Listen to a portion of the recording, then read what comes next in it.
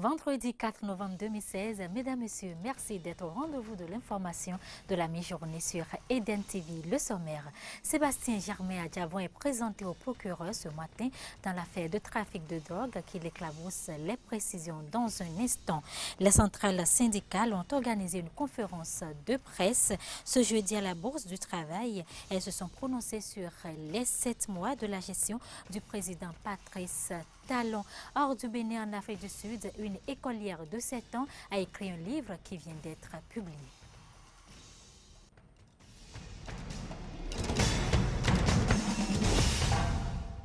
À nouveau, bonjour.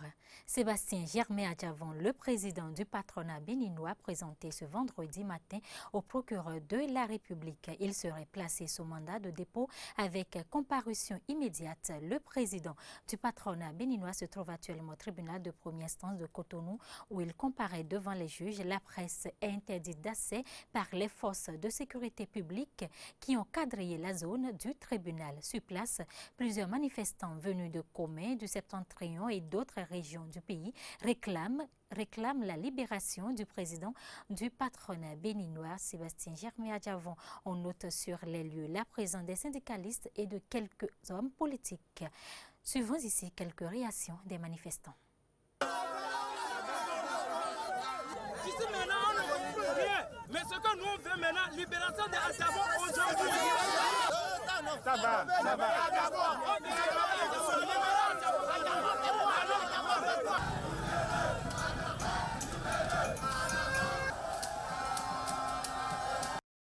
Nous vous donnerons de plus amples informations sur la suite de cette affaire dans nos prochaines éditions.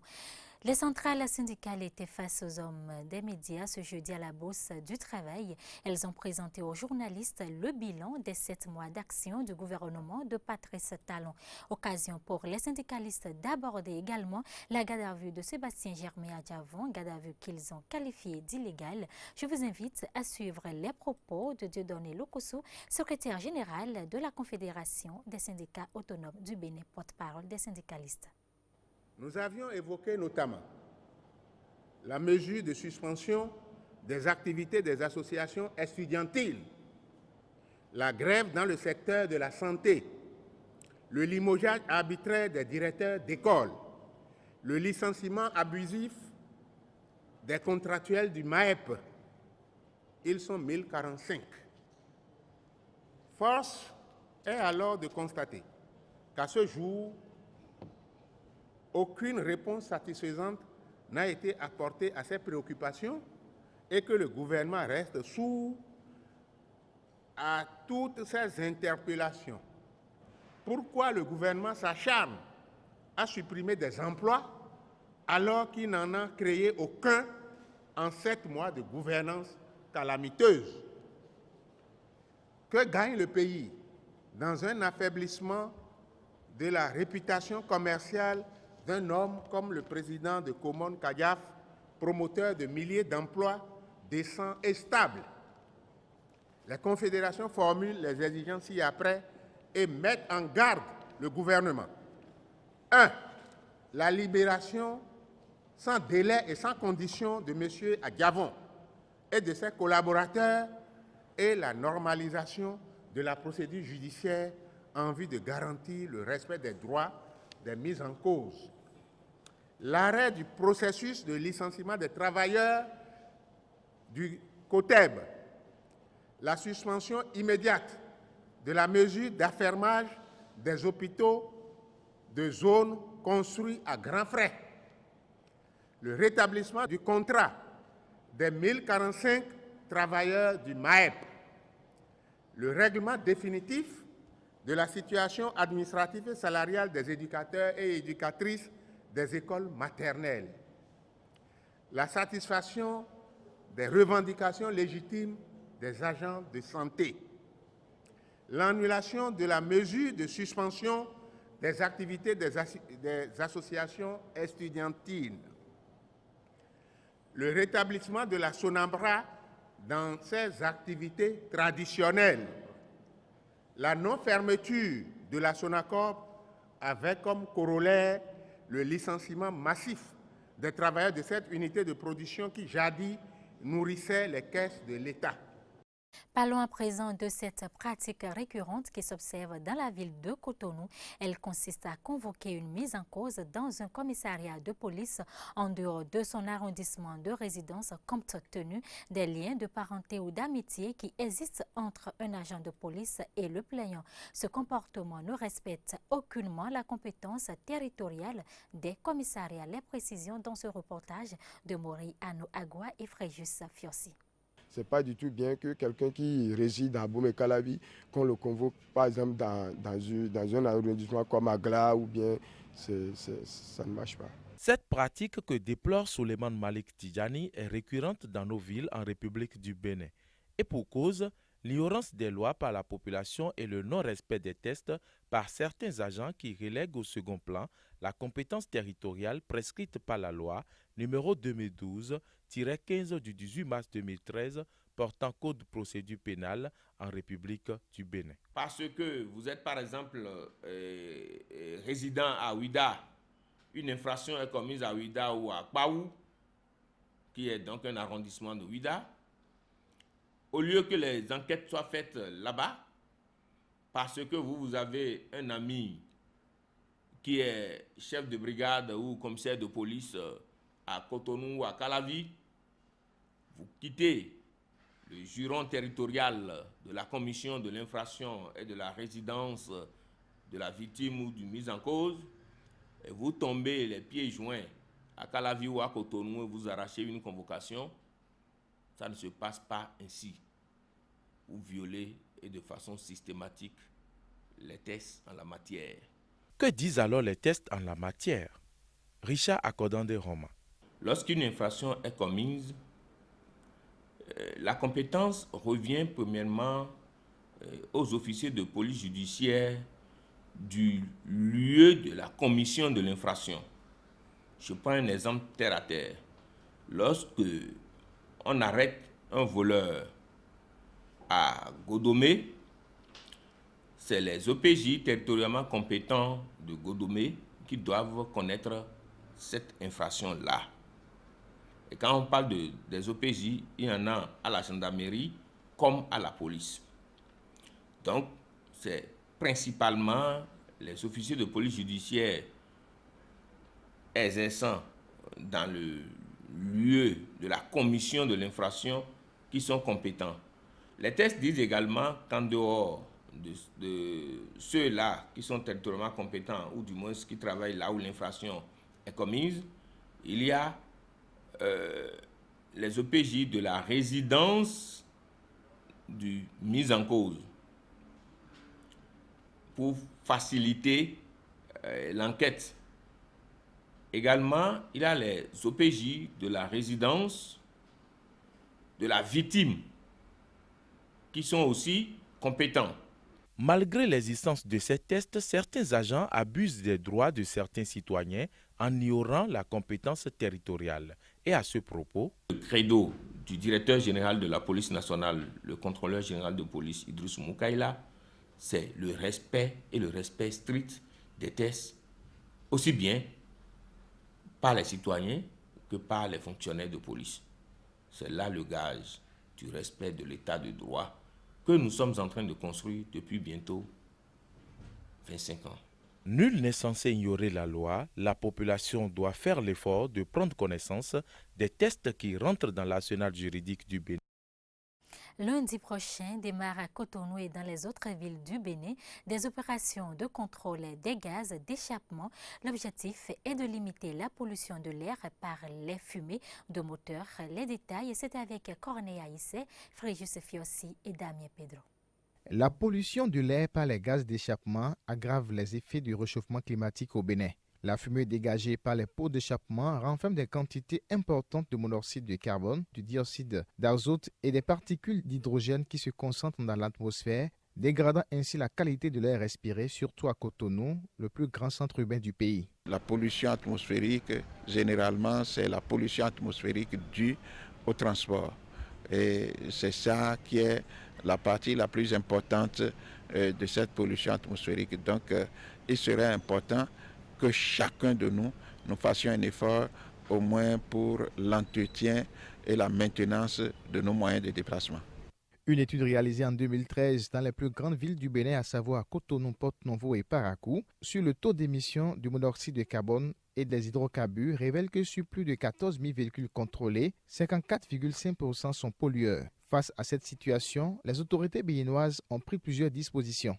Vous avez une moto à 4 ans aujourd'hui, le gouvernement ne perçoit rien comme taxe en ce qui concerne ces motos pour encourager nos compatriotes, nos citoyens à avoir des motos à 4 ans.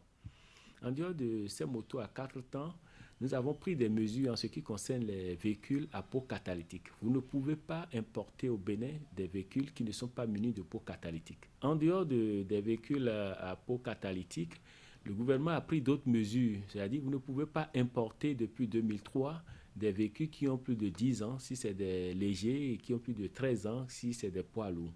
Malgré ces mesures et toutes les sensibilisations, les fumées de moteurs continuent de polluer l'air au Bénin avec beaucoup de risques sur la santé de la population.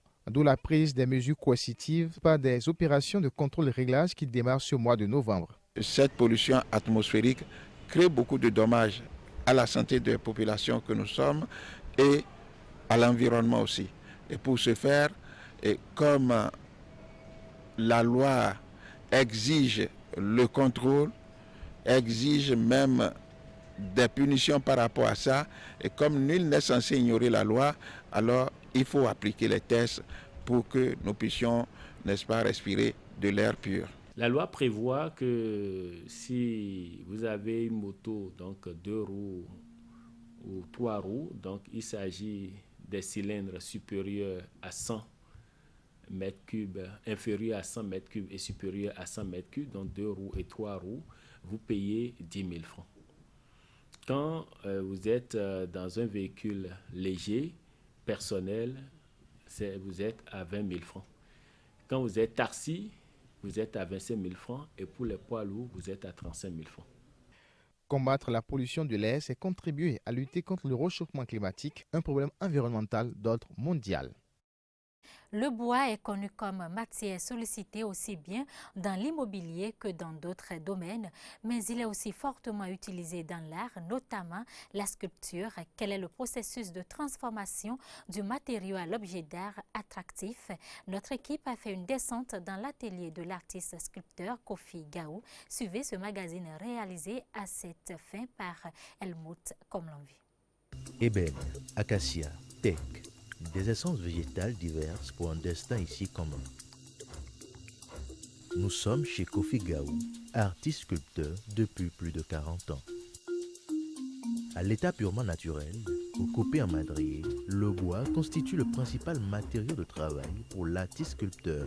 Soit c'est le client qui vous présente une image, un tableau, un dessin, ou bien c'est vous-même qui créez, quelle que soit la situation.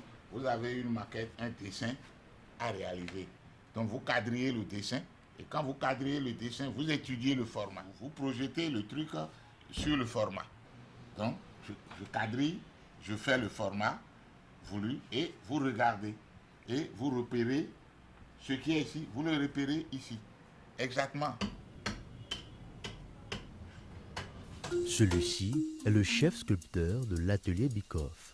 La famille d'Onvidi de Guanamé dans le département du Zou, dont il est un des descendants, est réputée pour ses talents immémoriaux de sculpteur parmi les plus illustres du sud du Bénin. Le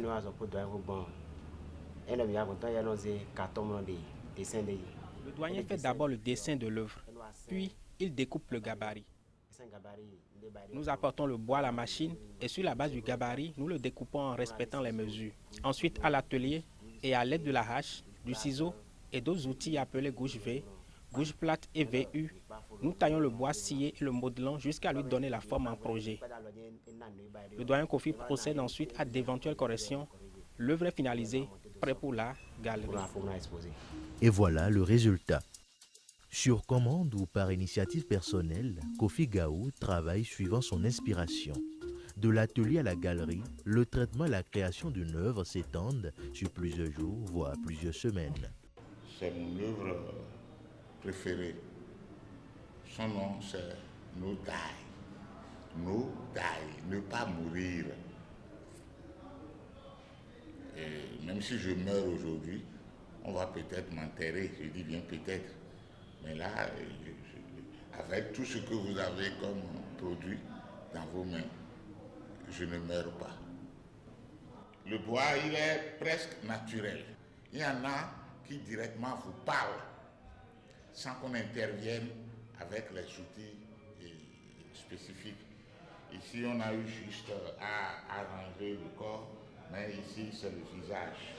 C'est un visage pour moi.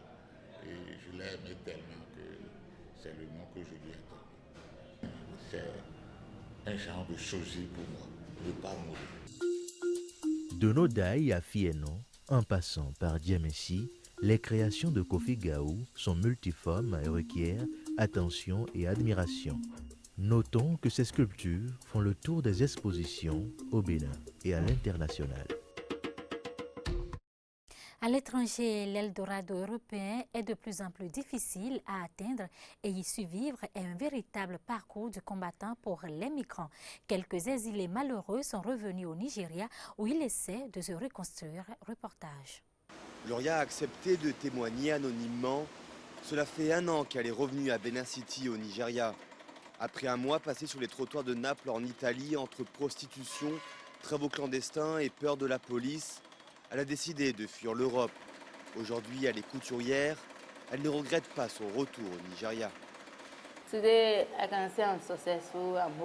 Aujourd'hui, j'ai réussi. Je vais bien, je suis contente. Ce n'était pas facile. Rien n'est facile, il faut s'accrocher.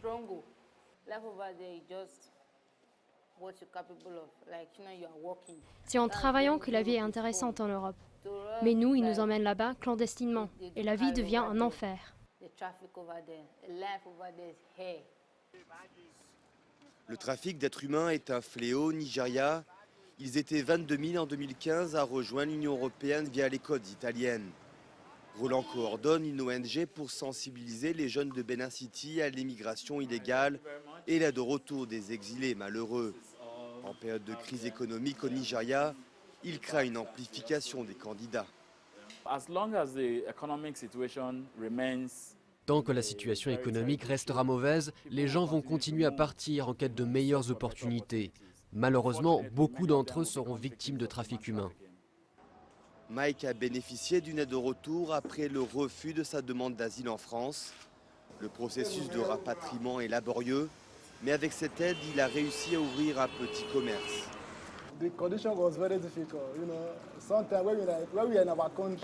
Les conditions étaient très difficiles. Ici, on pense que c'est mieux dans les pays européens. Mais quand tu arrives là-bas, tu découvres que c'est encore plus difficile qu'au Nigeria. Les conditions m'étaient très difficiles, donc j'ai décidé de partir. Le retour au pays pour les immigrés n'est jamais facile. Pression de la famille, peur d'être rançonné par les mafias qui ont arrangé le passage, incapacité à redémarrer une nouvelle vie. En 2015, ils étaient 3 fois moins à volontairement quitter la France par rapport à 2011. Entre-temps, le gouvernement français a fortement diminué l'aide au retour. Michelle, sud-africaine, est devenue à l'âge de 7 ans auteure d'un livre. En convainquant ses parents de publier son livre, elle est devenue une des plus jeunes écrivaines africaines et une source d'inspiration pour ses camarades de classe. Reportage. La plume dès l'enfance. Michelle Nkamaken, sud-africaine, devient auteure d'un livre à l'âge de 7 ans. C'est en cachette que la petite fille a écrit au stylo vert et violet « Attendre les vagues ». Une surprise pour les parents, a-t-elle laissé entendre. Quand j'ai fini mon premier livre, je l'ai donné à ma mère. Mon père était à l'étranger, alors ma mère l'a appelé et lui a dit « Ta fille a écrit un livre, ça s'appelle « En entendant les vagues ». Et mon père a répondu « Je n'y crois pas ». Elle me l'avait dit en vacances, mais je n'y crois toujours. J'ai dit à ma mère « Si tu ne publies pas ce livre, je n'écrirai plus jamais de livre ». Touchée par ce talent, la mère de Michelle manque de mots pour exprimer sa joie. Elle adore lire, mais l'écriture, ça ne m'était pas venu à l'esprit. C'était un choc. Et quand vous êtes sous le choc, vous ne savez pas quoi dire. Vous êtes sans voix. Je suis bouleversée. Ce n'est pas facile pour une maman d'avoir une fille de 7 ans qui a écrit un livre à 6 ans, surtout sur le continent africain. Ce n'est pas commun, c'est rare. Michelle est passionnée de lecture, ce qui a éveillé en elle le goût à l'écriture. Je me sens heureuse, excitée et fière de moi-même. Mon auteur préféré, c'est moi. Et mon deuxième auteur préféré, c'est Gary Neufeld, qui a écrit un livre appelé Julius Zebra. Il me fait beaucoup rire. Attendre les vagues est un ouvrage d'une 50aine de pages. Le livre raconte l'histoire de Titi, double de Michel, qui apprend à dépasser sa peur des vagues. Michel s'impose désormais en Afrique du Sud comme une petite célébrité dans le monde des écrivains. Destination l'Afrique du Nord dans le sud-est du Maroc, la périphérie d'Air Rissani illustre l'assèchement dramatique des oasis. Elles sont menacées de disparaître avec le réchauffement climatique. Reportage. La périphérie d'Air Rissani, dans l'immense oasis montagneuse de Tafi-Lalet, aux portes du Sahara.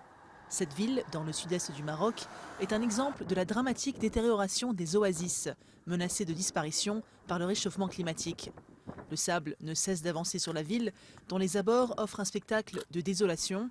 À perte de vue, des centaines de troncs de palmiers finissent de pourrir sur une terre fissurée, au milieu d'anciens ruisseaux asséchés. Cette région a connu successivement de longues périodes de sécheresse. La plus violente a eu lieu à la fin des années 80.